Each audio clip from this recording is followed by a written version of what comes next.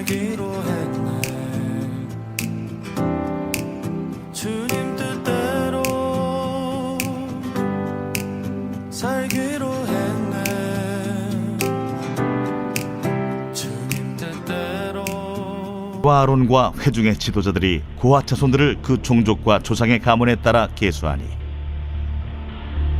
30세부터 50세까지 회막에서 복무하고 봉사할 모든 자, 곧 그 종족대로 계수된 자가 2750명이니 이는 모세와 아론이 여호와께서 모세에게 명령하신 대로 회막에서 종사하는 고아딘의 모든 종족 중 계수된 자이니라. 게르손 자손 중 그 종족과 조상의 가문을 따라 계수된 자는 30세부터 50세까지 회막 봉사에 참여하여 일할 만한 모든 자라. 그 종족과 조상의 가문을 따라 계수된 자는 2630명이니 이는 모세와 아론이 여호와의 명령대로 회막에서 종사하는 게르손 자손의 모든 종족 중 계수된 자니라.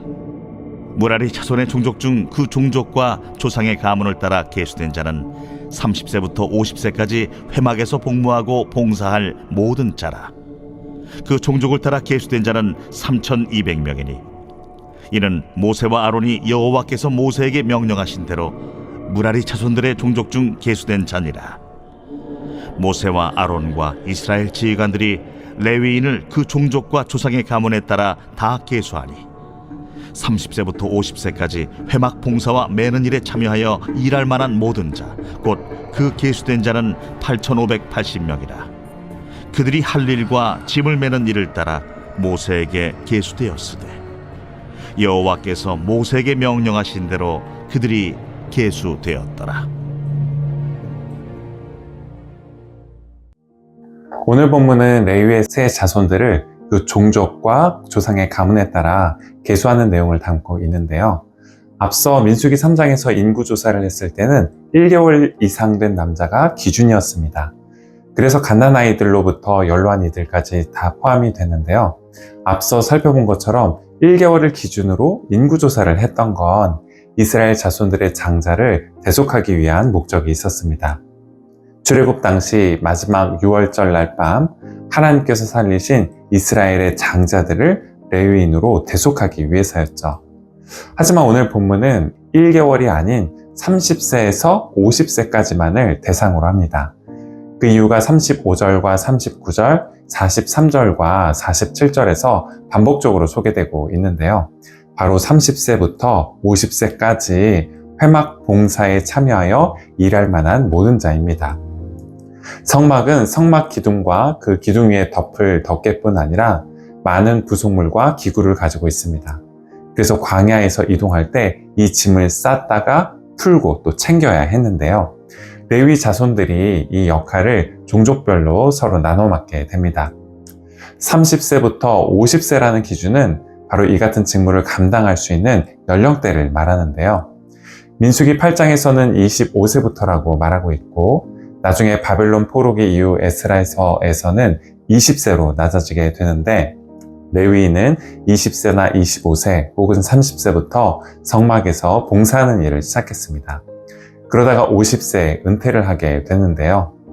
레위인의 사역 역시 오늘날 우리가 성장기와 성인기 또 노년기 등 여러 단계로 생애 주기를 나누듯이 생애 주기를 따라 크게 성막 복무를 준비하는 시기와 또 본격적으로 봉사하는 시기, 또 이후에 은퇴하는 시기로 나누어졌던 것이죠. 그런데 이 같은 생애 주기에는 각 시기를 특징 짓는 중심적인 생애 과제가 있습니다. 예를 들어 성장기에는 몸과 마음, 믿음과 신앙이 자라고 또 성인기에는 자아를 실현해 가면서 하나님의 부르심을 따라 여러 사역을 감당하게 되죠. 노년기에는 활동적인 삶에서 보다 더 성찰적이고 관조적인 삶으로 그 중심축을 이동시켜 가면서 삶을 정리하고 통합해가는 과제에 집중하게 됩니다. 문제는 우리가 이를 썩 잘해내는 편이 아니라는 데 있는데요.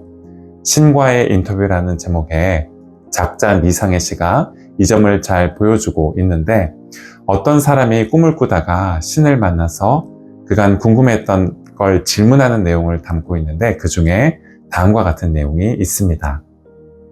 내가 물었다. 인간에게서 가장 놀라운 점이 무엇인가요? 신이 대답했다. 어린 시절이 지루하다고 서둘러 어른이 되는 것, 그리고는 다시 어린 시절로 되돌아가기를 갈망하는 것, 돈을 벌기 위해 건강을 잃어버리는 것, 그리고는 건강을 되찾기 위해 돈을 다 잃는 것, 미래를 염려하느라 현재를 놓쳐버리는 것, 그리하여 결국 현재도 미래도 살지 못하는 것, 결코 죽지 않을 것처럼 사는 것, 그리고는 결코 살아본 적이 없는 듯 무의미하게 죽는 것. 삶은 반복되지 않습니다. 한 번밖에 주어져 있지 않죠. 그래서 후회와 두려움, 주저함과 염려, 걱정으로 삶을 낭비하지 않고 각각의 시기를 온전히 살아내는 것이 중요합니다. 어렸을 때는 어렸을 때를, 성인의 때는 성인의 때를, 노년의 때는 노년의 때의 생애 과제를 잘 감당해 가면서 하루하루를 살아가는 것이 중요하죠. 오늘 본문이 보여주고 있는 또 다른 특징적인 점은 레위 지파에 속한 세 종족의 순서가 바뀌고 있다는 점인데요. 레위에게는 세 아들이 있었는데 게르손이 첫째였고 고핫이 둘째, 또 무라리가 셋째였습니다. 그래서 앞서 민수기 3장에서 레위 지파를 계수할 때는 이 출생 순서를 따라 계수를 했는데요. 오늘 본문이 속한 민수기 4장에서는 장남인 게르손과 차남인 고핫의 순서가 뒤바뀌게 됩니다. 레위의 둘째 아들인 고핫 자손부터 계수가 되고 그 뒤를 첫째인 게르손 자손과 막내인 무라리 자손이 따르고 있죠. 민수기 4장에서 순서가 이렇게 바뀌게 된 건 출생 순서가 아닌 직무를 따라서 열거했기 때문인데요. 고핫 자손이 먼저 소개된 건 그들이 성막의 가장 거룩한 곳으로 여겨졌던 지성소를 나누는 휘장, 또 진설병, 제단과 그 관련 기구들 같은 가장 거룩한 물건을 어깨로 메고 나르는 일을 했기 때문입니다. 그에 비해 게르손과 무라리 자손은 그 밖에 있는 덮개나 기구들을 맡았죠. 게르손 자손은 성막 덮개와 뜰의 휘장, 줄을 맡았고 무라리 자손은 성막 널판과 띠, 기둥과 받침을 맡았습니다. 다시 말해 성막의 가장 안쪽으로부터 바깥쪽으로 고핫과 게르손, 무라리 종족의 순서를 따라 기구를 맡게 되었던 것인데요. 성막 가장 안쪽에 있는 지성물, 즉 가장 거룩한 기물을 맡았던 둘째 고핫 종족을 첫째 게르손 자손보다 먼저 소개하고 있습니다. 이는 출생 순서를 따라 장자에게 우선권을 주었던 당시 시대적이고 문화적인 상황 속에서도 그 질서가 항상 엄격했던 것이 아니었다는 점을 보여주고 있는데요.